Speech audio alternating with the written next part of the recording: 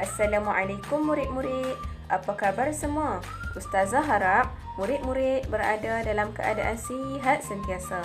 Pada hari ini, kita akan belajar mata pelajaran Pendidikan Islam tahun 2 bidang ibadah tajuk istinja.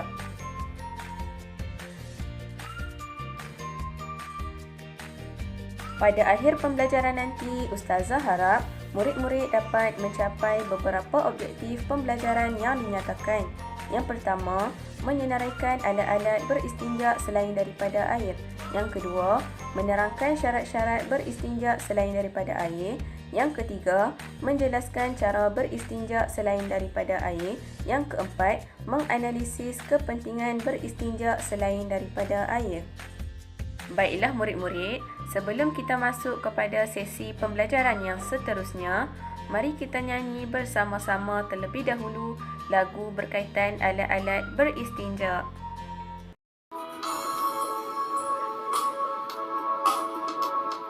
Jom belajar tentang istinja. Istinja bermaksud membersihkan diri. Ada dua jenis alat istinja. Pertama, gunakan air mutlak. Kedua, gunakan alat yang kesat. Kain, kertas, batu, tisu, kulit, kayu.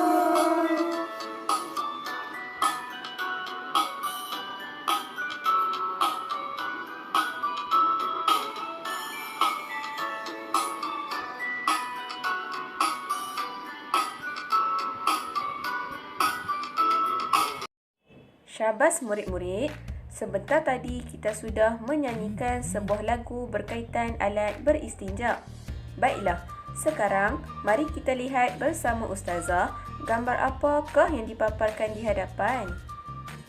Gambar yang ada di pintu tandas, Ustazah. Ya, betul. Gambar rajah ini kita akan lihat sebelum kita masuk ke tandas untuk qada hajat. Sudah tentu, setelah kita selesai qada hajat, kita akan beristinja. Murid-murid nak tahu apakah yang dimaksudkan dengan qada hajat? Nak. Baiklah, mari Ustazah terangkan pengertian qada hajat. Qada hajat ialah membuang air kecil dan air besar di tempat yang sepatutnya. Apakah pula yang dimaksudkan dengan istinja dan apakah hukumnya? Istinja ialah perbuatan menyucikan najis dari tempat keluarnya sama ada kubul ataupun dubur. Hukum beristinja adalah wajib. Istinja dapat memastikan diri kita bersih daripada hadas kecil dan hadas besar setelah kita selesai qada hajat. Baiklah murid-murid, seterusnya alat-alat beristinja. Yang pertama, air mutlak. Yang kedua, benda-benda kesat. Mari kita lihat terlebih dahulu pembahagian air mutlak. Air mutlak terbahagi kepada 7 jenis. Yang pertama, air salji. Yang kedua, air laut. Yang ketiga, air sungai. Yang keempat, air embun. Yang kelima, air hujan. Yang keenam, air mata air. Dan yang terakhir, air perigi.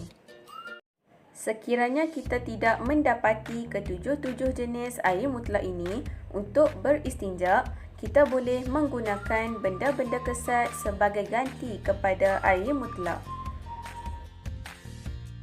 Benda kesat yang pertama ialah tisu.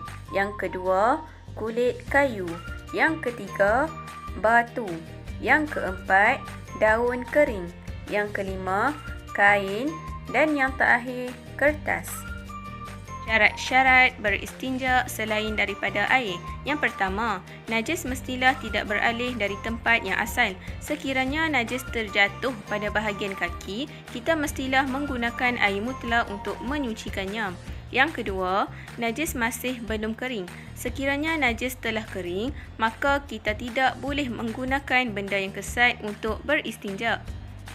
Seterusnya, cara beristinja selain daripada air. Yang pertama, sapu kubul dan dubur dengan benda yang kesat, contohnya menggunakan batu. Yang kedua, sapu kubul dan dubur dengan 3 kali sapuan.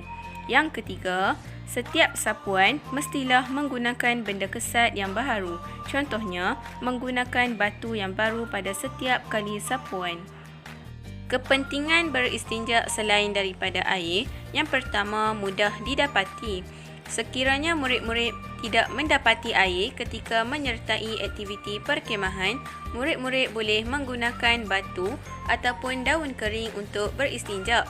Mudah kan? Yang kedua, kepentingannya ialah sebagai pilihan selain air.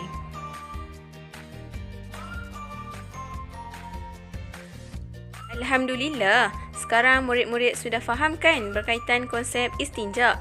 Baiklah, mari kita ke latihan pengukuhan. Latihan pengukuhan.